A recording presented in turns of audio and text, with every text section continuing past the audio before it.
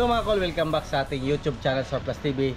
Sa bago lang sa ating channel, huwag niyo kalimutan like, share, and subscribe. Then click na rin yung notification bell para lagi updated kayo sa ating mga next video uploads kayo ito. Ngayon mga kol, ipakita natin yung ating pinakamurang minivan pang negosyo, pang pamilya, pang mini camper van. So tara, check na natin. So yan, ito yung pinakamura natin na Suzuki Every van, o yung tawag namin dito is transformer van. So 4x2 automatic transmission, K6A engine, 660cc non-turbo. So check natin gaano ba ka ganda yung ating pinakamurang minivan. So yung presyo nito is tag 200,000 pesos all in na po yan mga kol. Hindi pa po kasama yung mga shipping fee or delivery fee. So check na natin. So yan, yung kulay ng ating unit mga kol is pearl white. So magdepende na yan kung ano yung kulay na gusto nyo. So yung napili ng ating client ngayon is color pearl white. So dito, ito yung kanyang headlight. Ayan, so H4 po yung ating headlight dito, halogen. Park light, T10 din yung ating signal light. So dito makita natin meron tayong Suzuki emblem. Tapos makita natin dito meron tayong grills. Yung kanyang grills is matte black yung kinulay natin hanggang dito sa ibaba para maganda tingnan. So fully tinted na po yung ating unit mga kol. So makita din natin dito naka brand new tire na po ito mga kol. Steel rim 12 inches. Yung ating gulong is 155 R12. So 8 ply po yan mga kol. Ayan. So yan po yung kagandahan nito. Naka brand new tire na po tayo mga kol. Steel rim 12 inches. So yan po yung kanyang original na gulong. So makita din natin dito naka fully undercoat din yung ating unit. Din dito meron tayong fender light. Yung kanyang side mirror is stock lang or yung kanyang manual na adjust, ano lang natin kung gusto natin adjust. Yan po yung kanyang adjustment. So makita din natin dito, ayan, so meron na po siyang mga rain visor. So kompleto na po yan mga kol. Din kinulayan natin ng matte black dito yung kanyang poste para pag titingnan natin dito sa malayuan parang buong salamin po siya mga kol. Ayan, dito kinulayan natin ng matte black yung kanyang mga door handle. So yan, makita din natin dito sa likuran, ito yung kanyang backlash, hindi katulad sa mga every wagon. Ayan, dito every wagon na buo yung kanyang salamin. So ito is hanggang dito lang katulad ng mga high-east van. Yan po yung kanyang backlash. Din dito mga kol, ito yung ating tail light, ito yung ating brake light at saka yung ating park light, signal light, din yung ating reverse light. So dito makita natin yung ating plate number, din meron din siyang plate light dito sa ilalim. Sa original po yan mga kol. So yan, dito sa likuran meron din tayong windshield washer, ayan, or back glass washer. Din dito meron tayong third light. So wiper, Suzuki emblem, din yung ating door handle, back door handle. Yan. So ito yung makita natin dito sa ating every van mga kol. Bago yung ceiling natin, bago na din yung ating matting. Yan, makita natin straight yung ating upuan. So yung kagandahan sa mga ganitong upuan mga kol is pag pinold natin to, level po siya hanggang dito. So pwede natin yan karguhan ng marami, katulad nung ipinakita natin dito sa ating clip. Yan, so yan po yung mga pwede gawin natin dito sa ating unit. So pakita natin kung gaano ka laki yung space pag naka-fold yung ating upuan.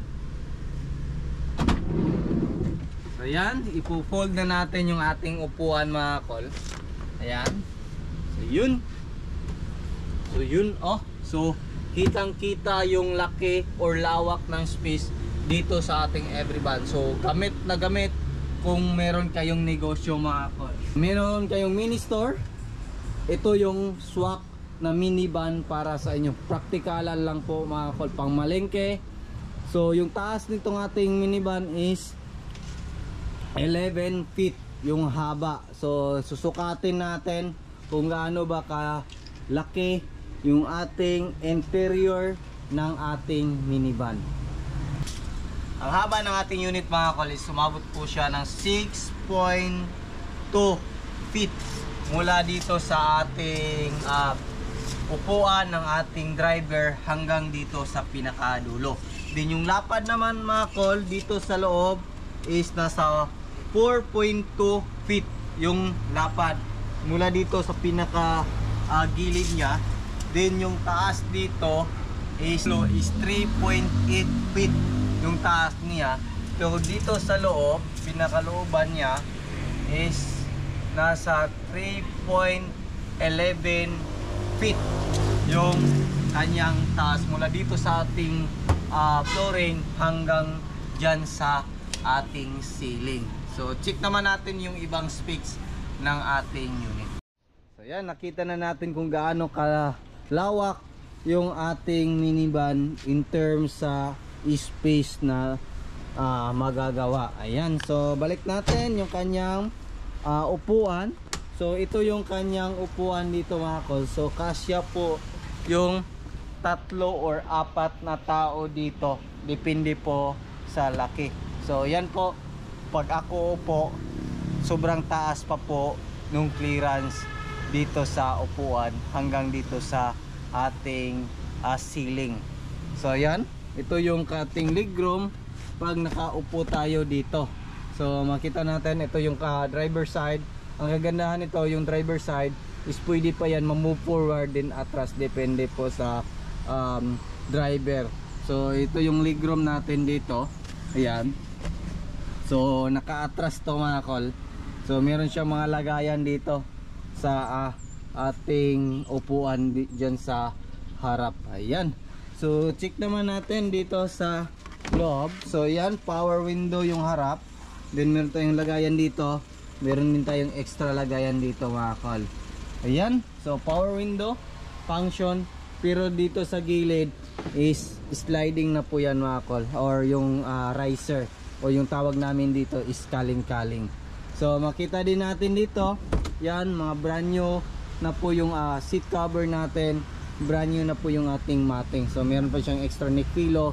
Yung ibang model, diretso yung kanyang upuan dito. Yung iba din meron siyang separate na headrest or headrest. Ayan, meron siyang lagayan dito. Yan, cup holder.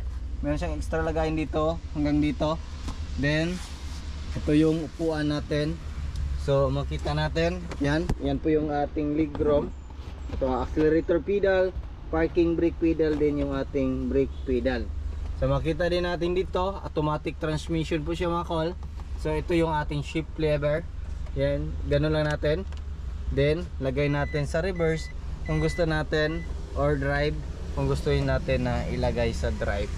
So ang kagandahan nito is yung dashboard natin is back to original po yung kulay or design natin, para hindi siya masakit sa mata while driving. Yan, 'di ba? Ang ganda. So yan po yung mukha ng ating dashboard pag dito tayo sa loob. Ayan, 'di ba? Steering wheel original Suzuki. Ayan, meron pa siyang extra na cover dito. So original Japan po to mga kol. Ayan, so yung ating stereo is original Japan lang mga kol.